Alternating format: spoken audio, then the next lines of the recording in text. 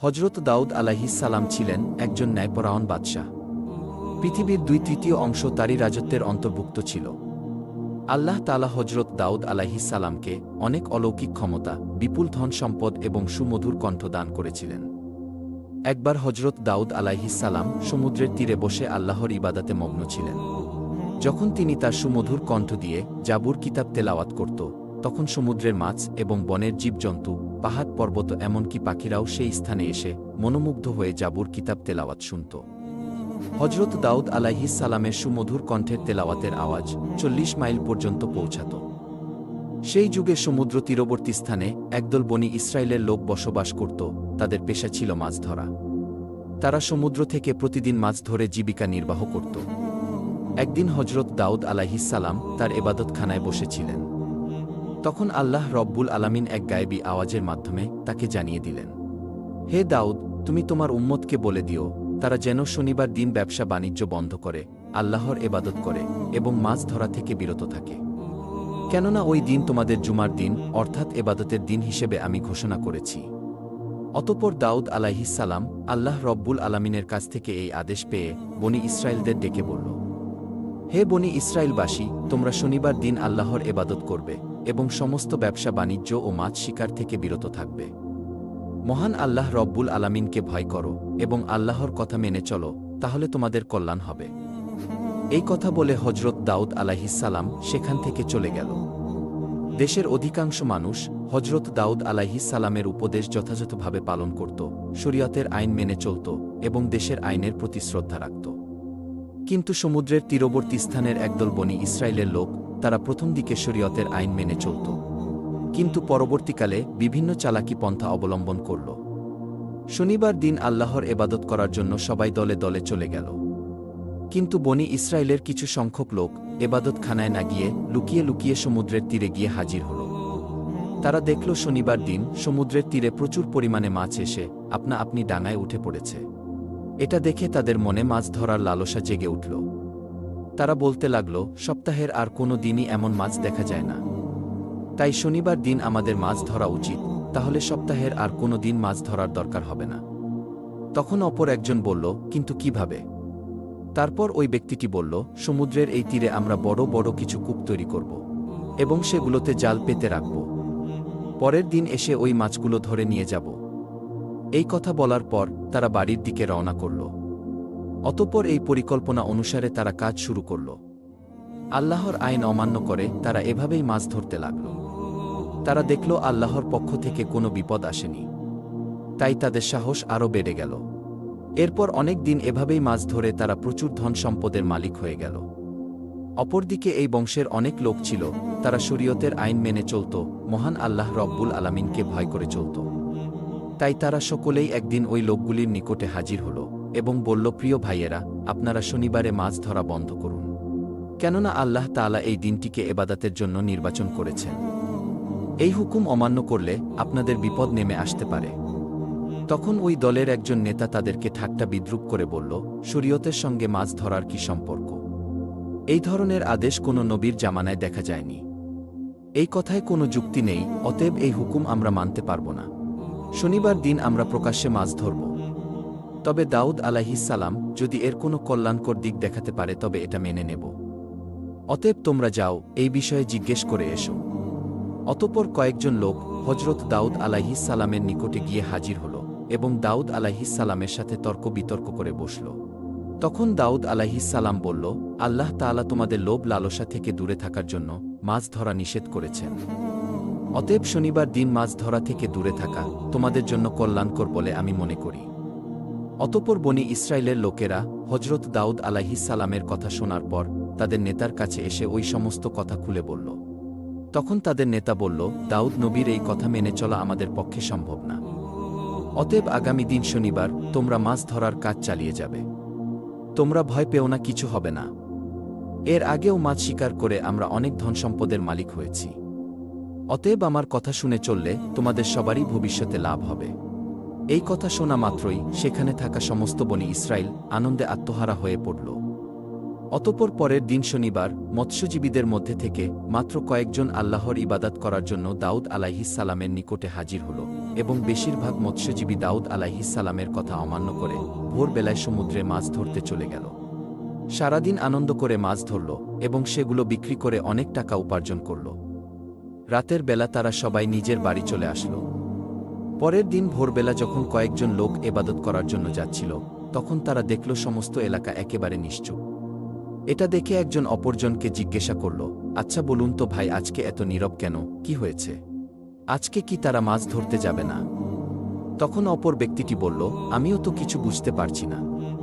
অন্যান্য দিন সকল জেলেরা হইচই করে মাছ ধরতে যায়, কিন্তু এত নিস্তব্ধতা কখনোই দেখা যায়নি। চলুন আমরা সেখানে গিয়ে দেখি। এই বলে তারা সবাই পাশের বাড়ির ভিতরে চলে গেল। সেখানে গিয়ে তারা যা দেখল তাদের যেন শ্বাস বন্ধ হয়ে গেল। তারা দেখল একদল বড় বড় বাদর মাটিতে পড়ে গড়াচ্ছে। ওই লোকগুলোকে দেখা মাত্র বাদরগুলো তাদের পায়ের কাছে এসে হাউমাউ করে কাঁদতে শুরু করল।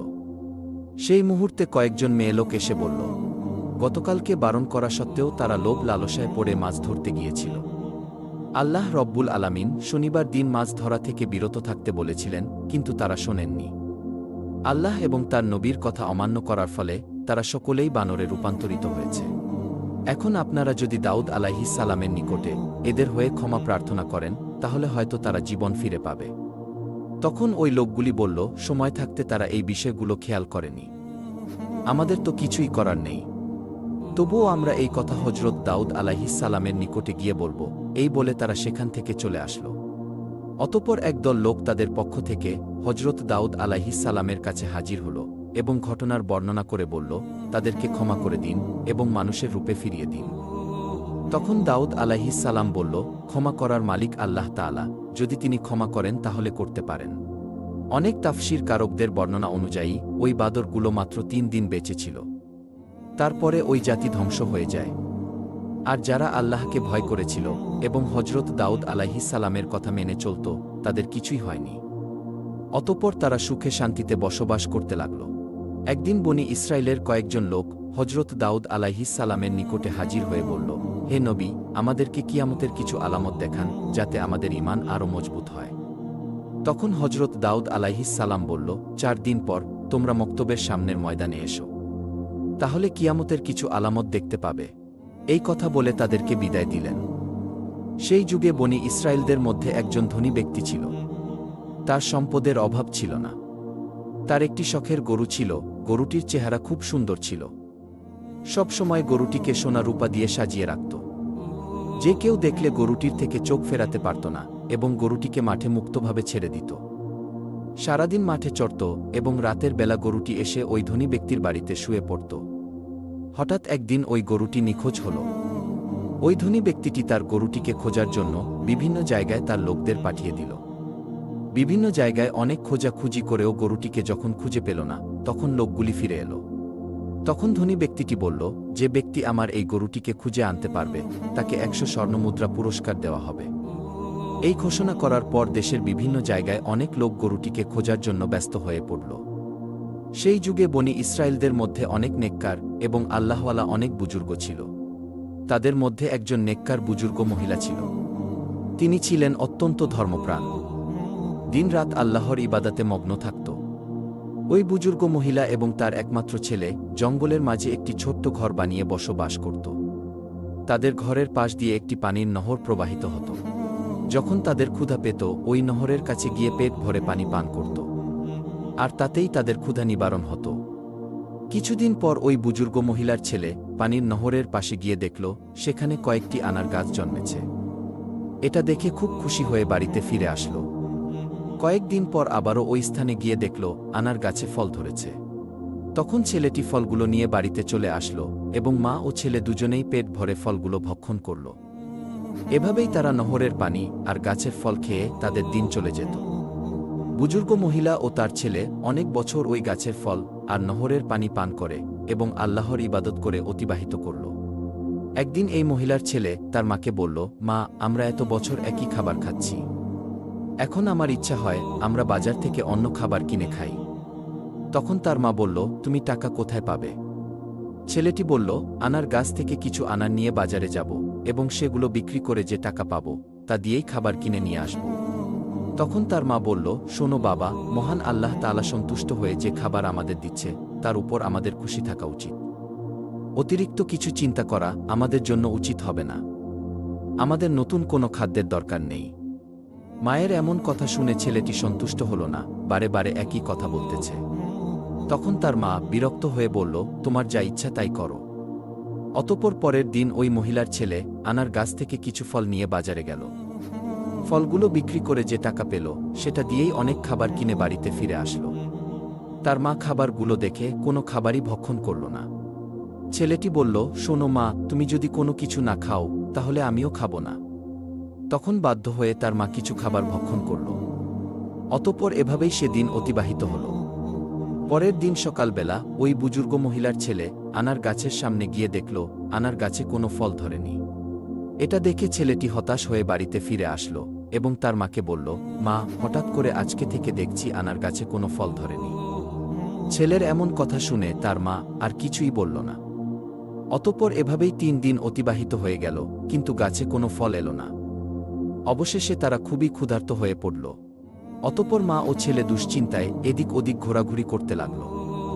এমন একটি সময় তারা দেখল একটি সুন্দর স্বাস্থ্যবান গরু তাদের বাড়ির সামনে দাঁড়িয়ে আছে। এটা দেখে মা ও ছেলে তাড়াতাড়ি তাদের বাড়ির সামনে আসলো। আল্লাহর হুকুমে তখন গরুটি কথা বলতে শুরু করল।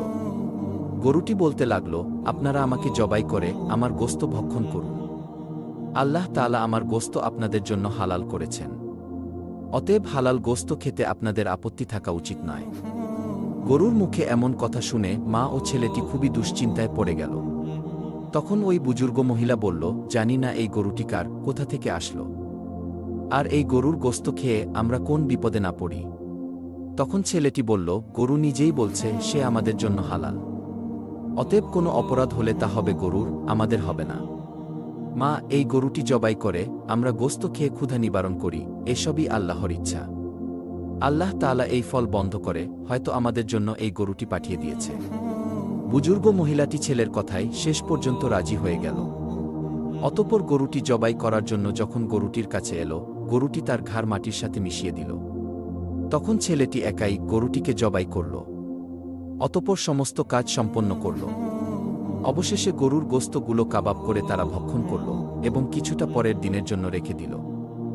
এদিকে বনি ইসরায়েলের সেই ধনী ব্যক্তিটি একজন মহিলাকে তার গরু খোঁজার জন্য বাড়ি বাড়ি গিয়ে তল্লাশি করার জন্য নির্দেশ দিল।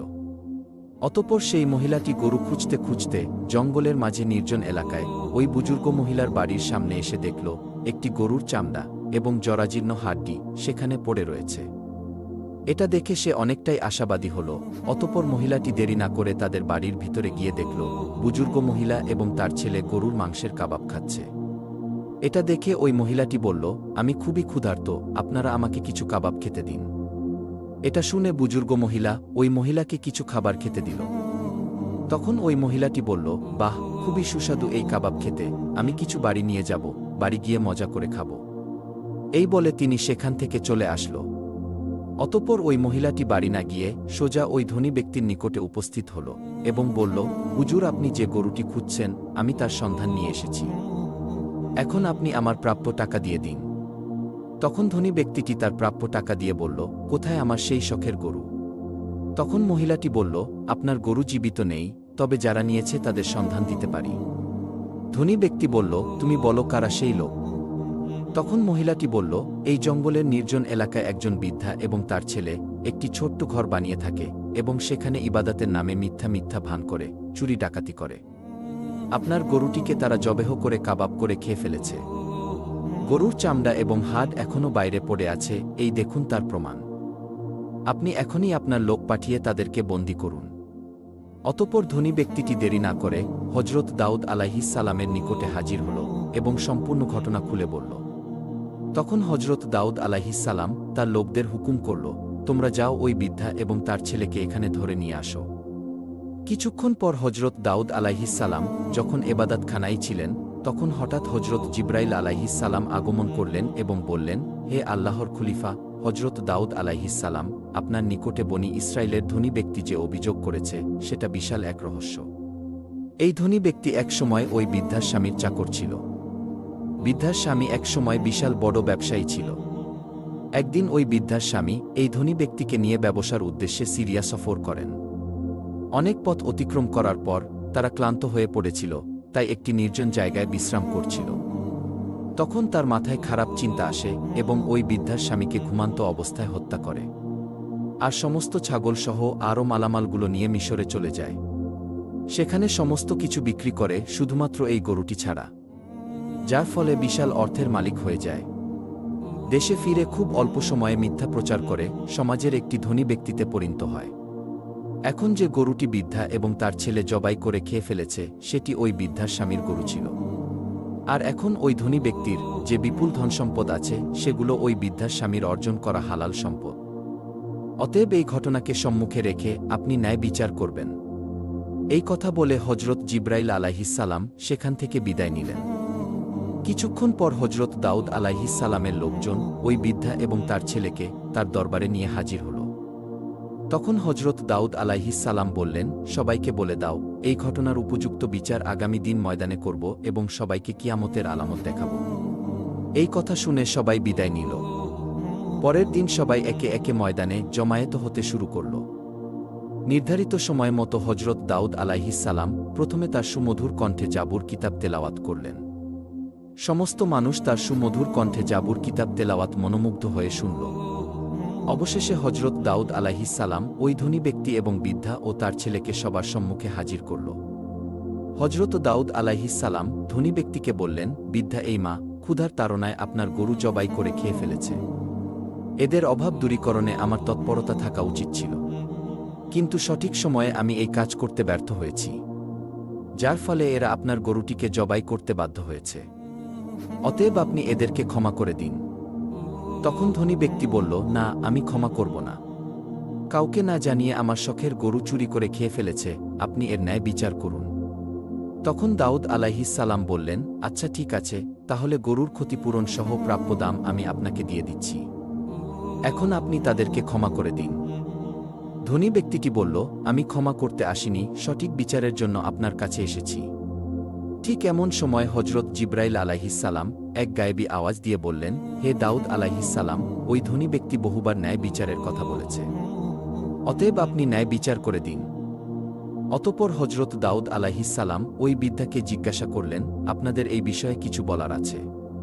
তখন বৃদ্ধা বলল, হুজুর, আমার স্বামী একজন নেককার ব্যবসায়ী ছিলেন। তিনি চিরদিন ব্যবসার অর্ধেক লাভের টাকা গরিব দুঃখীদের দান করতেন। কিন্তু একদিন ব্যবসার উদ্দেশ্যে সিরিয়া যাত্রা করেন, তারপর থেকে আর কখনোই ফিরে আসেনি। আমি তখন আমার একমাত্র ছোট্ট ছেলেকে নিয়ে খুবই চিন্তিত হয়ে পড়ি। আমার সমস্ত ধন সম্পদ দুষ্টু লোকেরা নিয়ে নিয়েছে, ফলে আমাকে অনেক দিন ক্ষুধায় দিন কাটাতে হয়েছে। আমি এই কষ্ট সহ্য করতে না পেরে এক জঙ্গলের মাঝে নির্জন জায়গায় গিয়ে আল্লাহর ইবাদতে মগ্ন হয়ে পড়ি। সেখানে নহরের পানি এবং গাছের ফল খেয়ে অনেক বছর কাটিয়ে দিয়েছি। এভাবে মহান আল্লাহ আমাদের রিজিকের ব্যবস্থা করে দিয়েছিলেন। একদিন আমার ছেলে ওই গাছের ফল খেতে রাজি হল না। বাজারে গিয়ে কিছু নতুন খাবার কিনে আনল।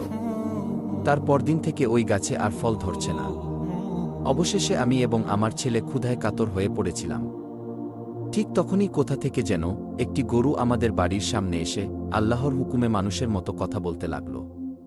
সে বলল, আমি তোমাদের জন্য হালাল, অতএব তোমরা ক্ষুধায় কষ্ট পাচ্ছ কেন?